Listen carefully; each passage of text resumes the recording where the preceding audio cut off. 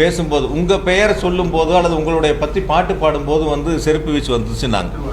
அந்த மாதிரி ஒரு பாட்டு பாடும்போது வந்து ஒரு செருப்பு வீச்சு வந்துச்சுன்னாங்க. நீங்கள் எல்லாரும் அந்த வீடியோக்களை பார்த்தீங்க.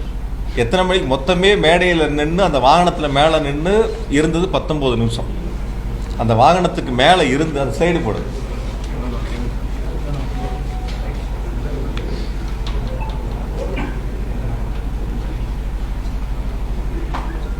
கொஞ்சம் ஜூம் பண்ணி காட்டு முடியுமா? அதாவது மேலே வண்டிக்கு போன இதில் 3 நிமிஷம் 5 செகண்ட்ல இருந்து 3:31 வரைக்கும் என்னை பற்றி பேசிட்டு கடைசியாக பேசுகிறேன்னு சொல்லி தேர்தல் வாக்குறுதி சம்பந்தமாக பேச ஆரம்பிக்கிறாங்க. 5:35க்கு கரூர் விமான நிலையத்தை பற்றி திரும்ப பேசுகிறாங்க. பேச ஆரம்பித்த பேச்சிலிருந்து 6 மணிக்கு மயங்கி விழுந்தவங்களுடைய பகுதியிலிருந்து முதல் செருப்பு அந்த செருப்பு வீசுகிறாங்க. இது பேச ஆரம்பித்து 6வது நிமிஷத்தில் அந்த சம்பவம் நடக்குது. 6:40க்கு திரும்ப 2வது ஒரு செருப்பை வீசுகிறாங்க. அதே இடங்களில் அந்த 6 நிமிஷத்தில் 2வது ஒரு சம்பவம் நடக்குது. 7:12க்கு கூட வந்த அந்த அரசியல் கட்சியுடைய தலைவருடைய உதவியாளர் போய் இந்த மாதிரி வந்து நிறையா மயக்கம் போடுறாங்கன்னு பக்கத்தில் போய் கருத்து சொல்கிறாங்க. நீங்கள் எல்லோரும் அதை லைவில் பார்த்தீங்க. அந்த கருத்துக்களை சொல்கிறாங்க.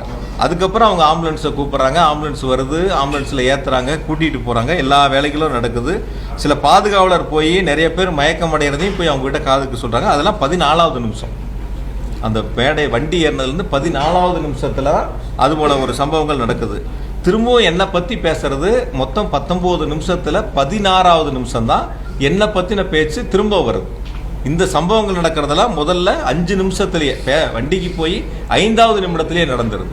இப்போ எந்த நேரங்களில் எது நடந்துச்சு என்னங்கிறதே தெரியாமல் ஒரு சமூக வலைத்தளத்தில் ஒரு சம்பவம் நடக்குது. அந்த சம்பவத்துக்கு யார் மீதாவது செய்யக்கூடிய தவறுகளை ஒத்துக்கொள்ளாமல் அல்லது செய்யக்கூடிய தவறுகளை சரி செய்ய வேண்டும் என்று முயற்சி எடுக்காமல் இந்த தவறுகளுக்கு அரசின் மீது, தமிழ்நாடு அரசின் மீது இந்த தவறுகளை திருப்பி விட வேண்டும் என்ற நோக்கத்தில் இதுபோன்று சமூக வலைத்தளங்களில் ஒரு சாரார் பரப்பி வருகிறார்கள்.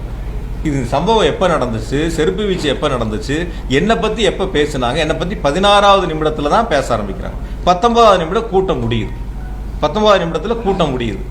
ஆம்புலன்ஸை பொறுத்த வரைக்கும் நேற்று ரொம்ப தெளிவாக அரசு சார்பில் விளக்கம் கொடுத்துருந்தாங்க. 2 வாகனம் நாமக்கல்ல இருந்து கூடையே வருது. அந்த போட்டோ காட்டுங்க. 2 வாகனம் நாமக்கல் கூட்டத்திலிருந்து 2 ஆம்புலன்ஸ் கூடையே வருது. உங்கள் லைவ் போட்டவங்க எல்லாத்துக்கும் லைவ்ல இருக்கும். இந்த வண்டி நாமக்கல்ல இருந்து கூடையே வருது. 2 வண்டி.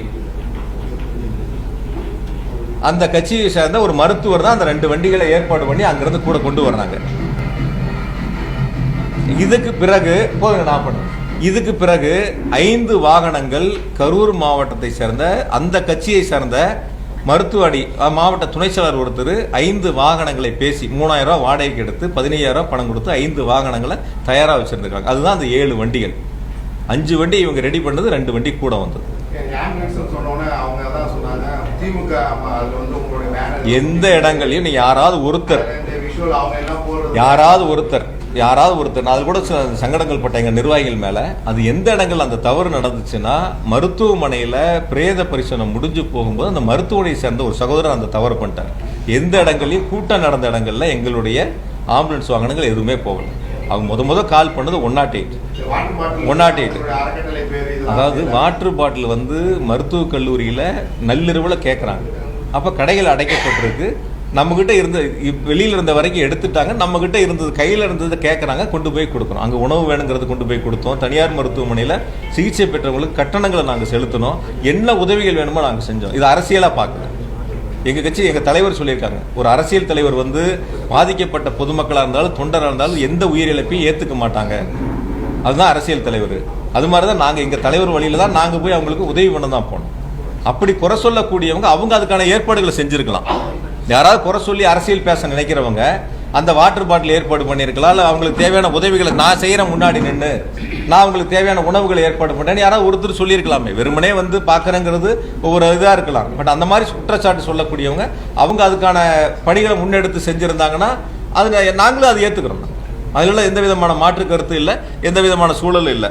அதனால் இந்த சம்பவங்களை பொறுத்தவரை நடைபெற்றது முதல் 5-6 நிமிடங்களுக்குள்ள என்னை பற்றி பேச ஆரம்பித்தது 19வது நிமிடத்தில்.